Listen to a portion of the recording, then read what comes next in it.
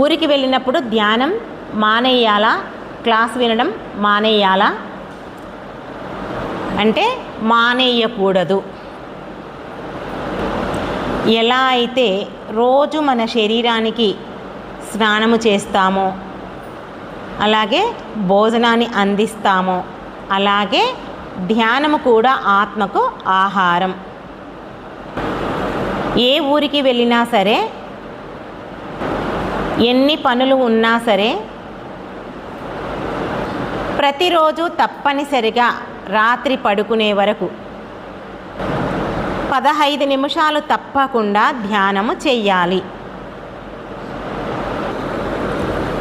తప్పకుండా క్లాసు వినాలి.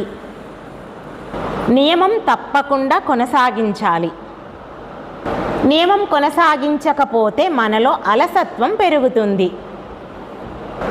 అదే నియమం కొనసాగిస్తే మనలో ఆధ్యాత్మిక శక్తి నిలుస్తుంది.